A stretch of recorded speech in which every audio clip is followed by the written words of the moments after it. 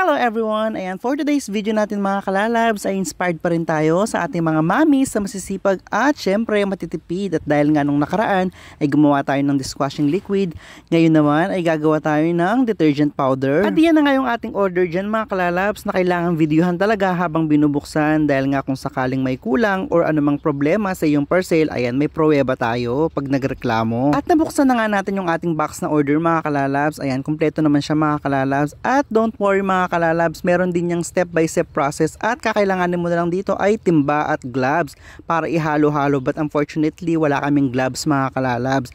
Ayan, easy lang naman tong gawin mga kalalabs. Kailangan mo lang siyang ihalo-halo-halo at pagsasama-samahin mo ang lahat at kailangan madurog yung mga pinaka powder. Ano daw? Takanay do.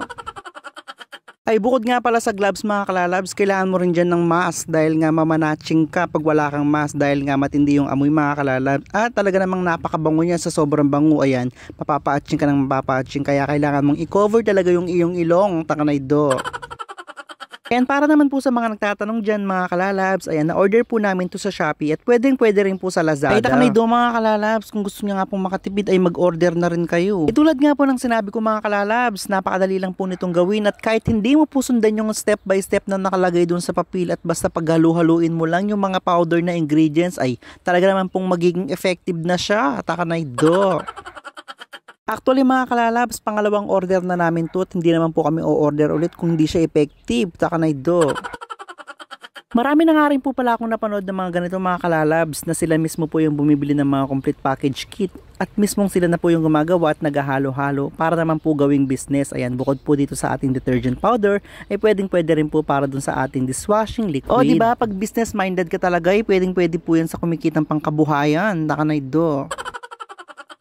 Ito nga pong mga ginagawa naming mga ganito mga kalalabs ay for personal use only. Ayan, kumbaga pong pamilya lang po, kami lang po yung gumagamit. Pang matagalan na yan mga kalalabs. At syempre, good for how many months. At depende pa rin yan kung ilang kilo yung iyong o-orderin. Syempre na rin, dapat hinay-hinay lang din po sa paggamit. Hindi po porket marami kang nakikitang powder, ayan, marami ka rin pong gagamitin na powder. At kung gusto mo talagang makatipid mga kalalabs, ay dapat saktuhan lang ang paggamit. At nasa sa iyo talaga kung paano mo siya titipirin at effective naman po siya talaga at mabango. Dahil nga wala po kaming gloves, ayan, nagplastic na lang po yung aking kapatid para po talaga maihalo niyang maigi yung mga hahaluin niya at pipinuhin niya yung mga powder natin dyan. Enjoy naman din po yung gawin mga kalalabs at marami po kayong mga pagpipili ang flavor. Ayan, pwede po kayong umorder ng Tide, Ariel, etc. at depende po yan sa inyo. At alam niyo po ba mga kalalabs na sa sobrang bango po niyan ay ginawa ko po siyang perfume sa loob po ng kwarto ko at sa sobrang bango po niya ay sumakit po yung ilong ko at itinabi ko na po siya. Takanay do.